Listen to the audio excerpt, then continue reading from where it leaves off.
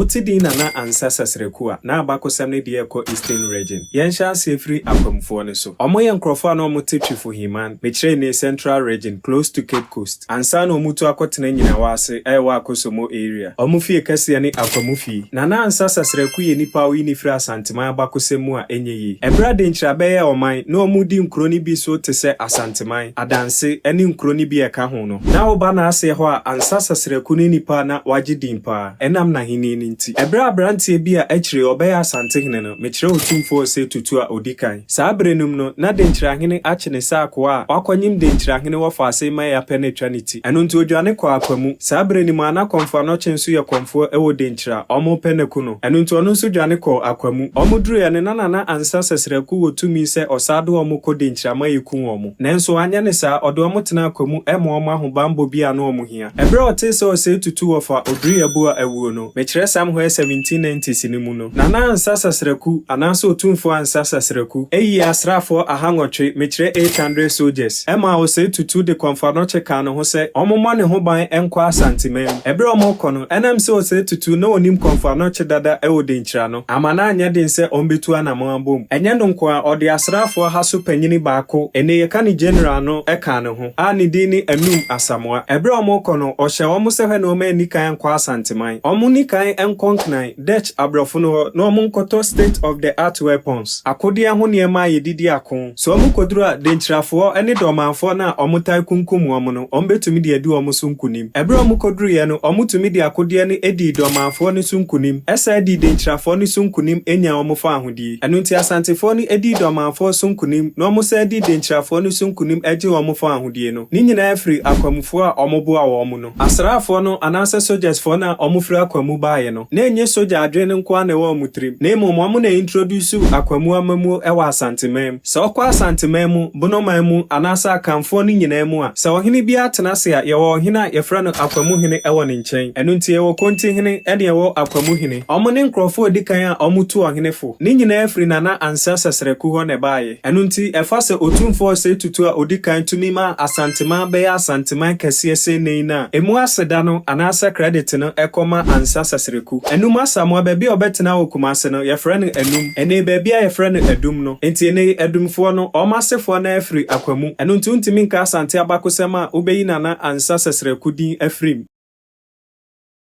Si free akwamu a ne eba akwapemfo ne so. Eho na Komfo Anokye abakosem ehya si free. Komfo Anokye ye obi a oyi ni free Asanteman abakosemu a enye yi. Senye Komfo Anokye a enka ye nya Asanteman. Ade ani ka ne se Asantefo ne nya nkrofo a oye bibi ma oma a omo refi. Eno nti kwa Asanteman mu a ayaresabia kese a agidin pa no ne din ne da so. Sa ayaresabia no anasa hospital no Dr. Kwame Nkrumah NCE. Eno di adanse se oye nipa no nhia ewo Ghana abakosemu. Se omampani a odi kan wo man mu apene so se yemfa ne din ento sa yarehwe honum anasa yaresabia ne de no yi nipa na odimu enya yaresabia no nko a okwa Asanteman mu a omo Komfo Anokye secondary school anasa senior high school eno ntisi ka otumfo Osei Tutu a odikan na ye kai Komfo Anokye nso ye ka the spiritual foundation of the Ashanti Empire Komfo Anokye ene disi ho ono ni nipa oma atumi ba Asanteman mu ema Asanteman mu be eduru tete no na akwa Asanteman mu a na ahemfo no tumi nyina yepe ohini bi ni ho a no odi ohini bi so enu ntine ma mentimi ho ase eba wontem ebra ne bra no mekire civil wars empo sentokwasi a anase kuro bi beto hye won so a na ede mu amu se ohini bi bedi animu no akọ organize troops ene nkrofo na akọkọ efrise na akọ nkro ni bi so te se mampon dwaben kokofu adwoso agona asomanya ene de ka ho ni nyina na omu nyina akonwa no eyepe enu ntino ohini bi ntumi nkọ ohini bi asaso se okofo omo mrante ne ede o makọ akon eno na Komfo Anokye creative capital ema Asantefo no mekire Kumasi enu nti nkronkro ni bi te se mampon ofenso adwoso kokofu dwaben ene de ka ho no omu nyina beba behye Kumasi ase enu nti Komfo Anokye ne creative capital ema Asantefo no owie ye no ode kwaman anasa Asanteman akonwa ne eko Kumasi ema oma Kumasi hene ne so echen wona waka nyina se be ya ombehye nase Komfo Anokye ye nipa abakosem kire se no wo nyansa eni nimdie bebre enu nti some of the historians ne kire se oye one of the wisest people Africa produce ebra Ebra ma asantefo ne capital no ma Kumasi hene so echa ahemfo ne nyina no. Osamo amo common identity mechire the Golden Stool. Ni nyansan mu no oyi Golden Stool. Senkekoye nnua anase wooden stool a enkene wo hwehwe kra unhu. Enam se na ye golden ti no asantefo ne de omumoja omusunsum ene omukra nyina eto ho ma asa sikadwa no. Ebio nso oyi sikadwa no oyi baako pe nanka obetumi ayi mienu miensa anase nan. Nanso oyi baako friso oyi mienu anase miensa. Enkebe man tokwa asi ewa ahemfonim. Efrisa sikadwa no na omu nyina asom. Enu nti ekoye mienu anase miensa. Ona wote sikadwa no so no obi nsom obi anase obi nkohye obi ase. Enu nti oyi baako ede ma Kumasi hene no se be ya omu nyina bekọ akohye nase. Enu nti ona wote akonya tuntum so nyina no ebesom sikadwa no. Ebi Komfo Anokye ka kire won se obi obeye bibia ma asantema bia no hwe na won remfi se nipakro. Enu nti se ohwa ebra asantefo ni Denkyirafo no ekoko no. Ohine ode ni ti ede akyerema me kire twene akodua. Omo kai ne di bibi hye nanimonyam. Me kire twene akodua secondary school anase senior high school. Ebi obia no ofri kumawu bia no na wotete wonafo no ho. Ase kire ni se emfa ni nyimusu anase ode ni yimusu a enyeyi. Enu nti human sacrifice ana ekoso no na kumawufo ne nka ho. Ebi o se ohwa mampɔhene boahin anantu a ebra Komfo Anokye ehye nkom se akonim no omu supreme commander no obewu na o mafie no. Enkom hye ni bewie otumfo Osei Tutu I na odikan no so frisi ona na abaye asantefo ne hene. Ena na ona ye supreme commander. Enu nti akonim no se wokwa a woma. Enu nti ma mampɔhene boahin anantu ka se obegyine mama otumfo Osei Tutu I na odikan no. Bekira asante hene. Na enkom hye nim no ekire se omu supreme commander no so wokwa when a soldier ni bia anase osra ni bia mo ne ho ban. Enu nti ebra omukɔ ntokwa no owuye. Enu nti ma Komfo Anokye beye mampɔn second in command. Sa asante hene ni ho a onne wo ho. Ebesi ne sa asante hene ni ho a mampɔn hene ne wo ho. Enipa otoso miense ode ne ho ba afode ma asante man no eni dwamena kenten. A ofri offenso. Enu nti ono so omukai no. Enu nti ne ekɔ offenso a omu main school wo ho e dwamena kenten senior high school. Besi ne obi a wa e bibia ma asantefo ni nyina no omukai no sɛ de Komfo Anokye ehye won sɛ wonye no. Sɛ wo hwɛ anuanom nzimafo a omubo omu wa akonimu a. So okɔ Kumasi a omu wa Greek nzima a omu de kai omu. Ebio anuanom ayubefo a omubo omu won tokwanim no. So okɔ Kumasi a omu Kumasi angunaga a omu de kai omu. Ebio nso enam sɛ nkrofo we do omu ho ba afode ma asanteman ti. Ebra ntokwa besi wa asanteman mu bia no. Ama wo kai sa nkrofo we afode ba omu do omu ho boye. Enu nti so wokɔ akon a na won suro si obewu. Ode won kra onhonhom ene onipadua nyina ehye akonim. Ewuo mu enkwamu onkunimdie mu anase nkukuo mu no omu gyina mu edi sa akon no.